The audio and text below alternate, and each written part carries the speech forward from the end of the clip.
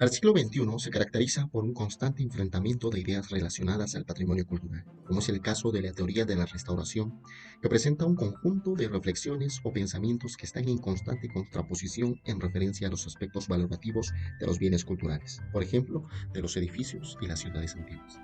Según lo explicado, Monti señala que al hablar de conservación de los bienes culturales se debe considerar el conjunto de prácticas y teorías referente a las diversas épocas que las han producido. En conclusión, una nueva visión no elimina lo antecedente ni lo falsea, sino que lo completa y lo refina, fortaleciendo lo que había en esencia. Hasta la fecha se sigue evidenciando controversias entre la interacción de lo nuevo y lo antiguo.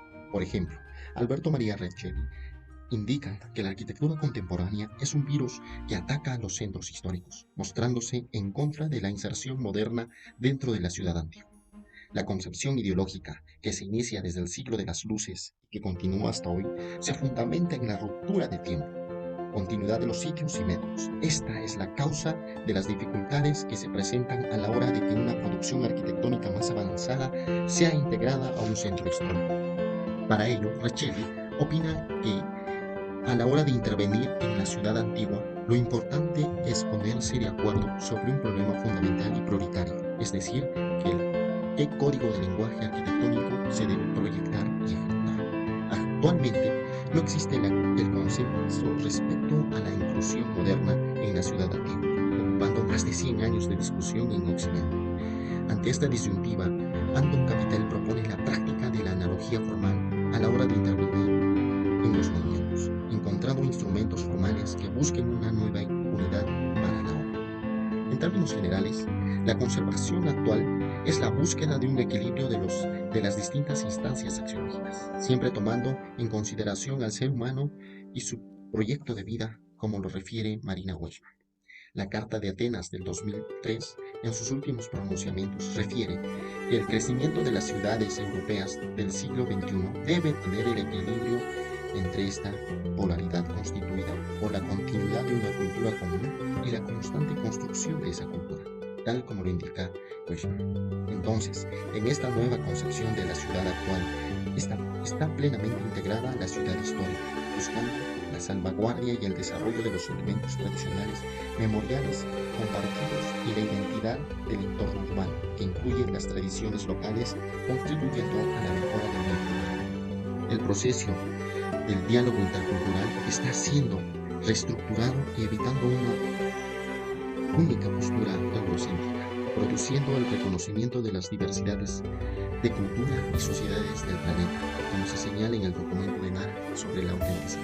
En conclusión, las distintas reflexiones sobre los edificios y ciudades del pasado seguirán dándose y muchas veces serán contrarias entre sí, pero del conflicto y la discusión debe surgir el descubrimiento de valores que permita encauzar, enriqueciendo la teoría y la praxis conservadora e incluir las diferentes formas de pensamiento y nuevos paradigmas para poder explicar y a la vez recrear el mundo.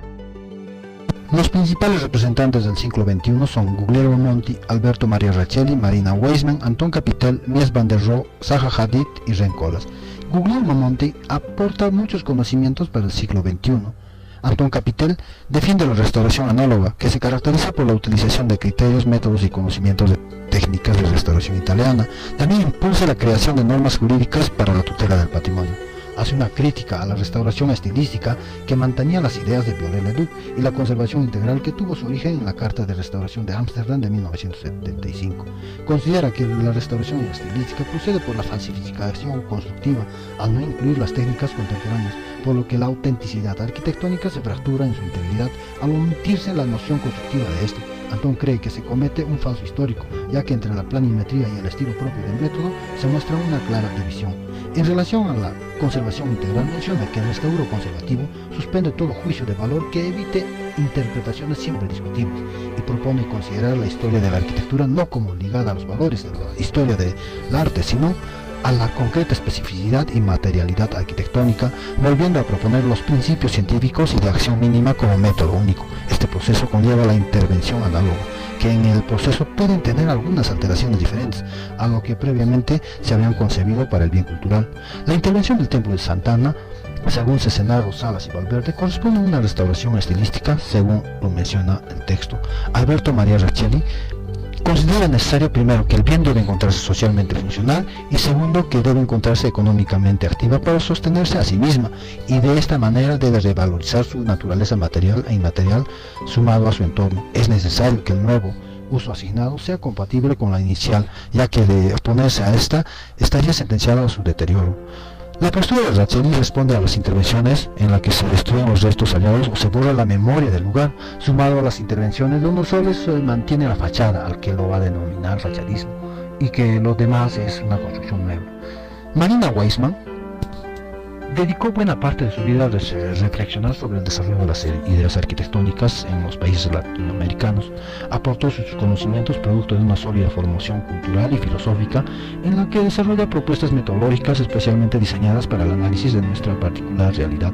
Weissman resalta la utilización de tecnologías constructivas y su comparación entre los países desarrollados, y considera que los países sudamericanos o subdesarrollados presentan una realidad muy distinta, ya que sus limitaciones de acceso a nuevas tecnologías le generan una situación de compleja inferioridad, pero a la postre estas condiciones provocan la necesidad de buscar caminos alternativos y adecuados acordes a su realidad y su gente, lo que les lleva a desarrollar fructíferos métodos y materiales. Habiendo sido su último director de la Bauhaus, Escuela de Arte y Arquitectura Germana de la Arquitectura Moderna, Mayer buscó establecer un nuevo estilo arquitectónico que pudiera representar a los tiempos modernos, como ya lo habían hecho el clasicismo y el gótico con sus respectivas épocas. Y sus proyectos de madurez usan materiales modernos como el acero industrial y grandes láminas de vidrio para definir espacios interiores, persiguiendo una arquitectura con estructuras mínimas destinadas a crear espacios abiertos que fluyen sin obstáculos. Es así que una de estas es la casa Tungelhat, reconocida en el 2001 por la UNESCO como Patrimonio Mundial, siendo identificada como un ejemplo arquitectónico excepcional del estilo internacional que dentro del movimiento moderno se desarrolló en Europa en la década de 1920, teniendo mucha influencia en corrientes modernas, por eso que lo hemos considerado dentro de esa época. Ya que ese autor murió en el año 69, ¿no? Pero por su influencia y por el conocimiento que es en el 2001, es que se lo considera dentro de todas estas escuelas de influencia del siglo XXI, ¿no? Otro de los autores, Zaha Hadid, es una arquitecta anglo-iraquí procedente de la corriente del constructivismo. Pasó la mayor parte de su vida en Londres, donde realizó estudios de arquitectura.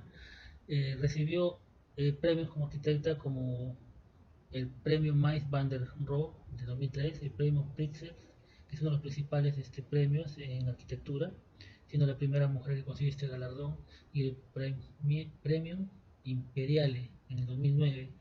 En palabras de ella, ¿cómo se define? Dice: más que un estilo, lo mío es intentar estar siempre en la frontera de la innovación.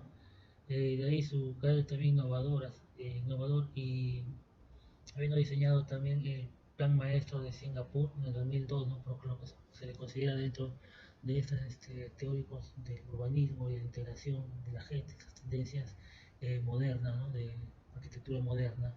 Otro de los arquitectos urbanistas tenemos a Rem Koolhaas, arquitecto neozelandés galardonado con el premio Pritzker en el año 2000. En palabras de este autor, dice: una ciudad no solo son los edificios, sobre todo en la vida en sus calles, en sus parques, en su transporte público. Y eso también en la política, comprender el espacio común y el sitio del otro. De ahí su visión integradora del espacio, ¿no? Del individuo frente al espacio, y su concepción también frente al pasado. Dice en otra frase de él: nunca me ha traído el futuro, tengo una obsesión por el ahora, por el presente. Siendo considerados en la línea de urbanismo, ¿no? Dentro de la observación de espacios y el manejo de espacios públicos y otros autores.